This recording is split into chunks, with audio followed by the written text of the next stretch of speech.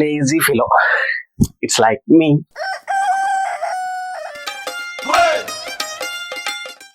ఇక lazy feel అవగానే మన అసటోళ్ళకి చెప్తారు. ఎట్లా అంటే ఇక పొద్దున్న లేవగానే అమ్మా చాయ్ పెట్టినావా, ఈ చాయ్ తీసుకపోయి అడుగు మీద కూర్చొని మంచిగా వచ్చపోయేటోళ్ళని అందరిని చూసుకుంటూ మిల్ల ఇటు రాకుండా అటు ఇటు పోతున్న ముసలాయనే మనకు కనిపించండి. మనం కనిపిస్తామా ఊరుకుంటాం, అందరిని పలకరిస్తామా. అప్పుడు ఏం చేసిందంటే, ఏం తాత నమస్తే, ఏమో శాంతినా కనబడగా ఏడికి పోయావు, 2 వారాలు అవుతుంది అని అడిగితే తాత ఏం చెప్పింది తెలుసా,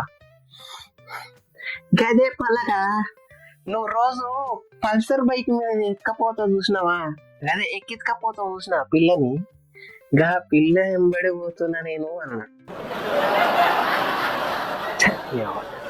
కలిస్తే అన్ని నిజాలు చెప్పేస్తున్నాడు. మరి ఏం చెప్తాం, ఇక అప్పుడే ఇక షాయి తీసుకొని అమ్మా నీ చక్కెర షాకపోతలేదు, ఏం ఛాయ్ ఇది. అప్పుడు అమ్మ రియాక్షన్ ఎట్లుంటుంది తెలుసా, సిగ్గు శరణ్ లేదురా బాడెక్కావు, పొద్దుకి దాకా వండుకొని చక్కెర ఉప్పు కారం తక్కువైందంట,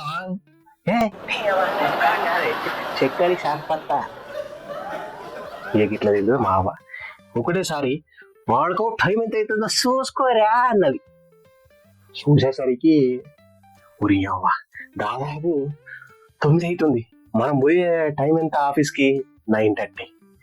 ఎట్టా చేసి బాత్రూంలో పోయి బ్రష్ చేసేసరికి ఇప్పుడు కూడా పోసేసుకొని ఇది నెత్తి చూసుకోకుండా సరే ఫటాఫట్ అంగేసుకొని కదా టిఫిన్ లేదేం లేదు.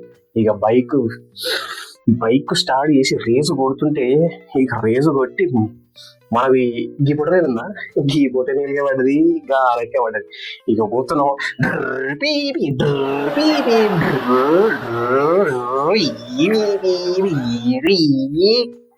ఈ హారన్ కొడతాం చూసినావా, మన ఇంటి కార్ నుంచి ఆఫీస్ దాకా. ఈ కొట్టే హారన్ కి మంచి సాంగ్ వస్తుంది తెలుసా, ఎట్లా అంటే బ్యాక్గ్రౌండ్ మ్యూజిక్ లేకున్నా సరే కానీ ఈ మ్యూజిక్ తోటి మంచి ఒక సాంగ్ చేయొచ్చు. ఎట్లా అంటే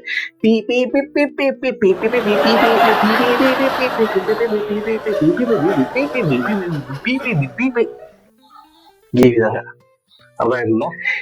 ఇక ఆఫీస్ పోయిన తర్వాత సార్ గారు, hey Raju why are late coming daily అంటాడు. సార్కి దానికి ఏం చెప్పాలి అర్థంగా, ఏం చెప్పాలి. సార్ పొద్దున్న నుంచి ఒకటే తిరిగా దొడ్డికి పెడుతుంది సార్.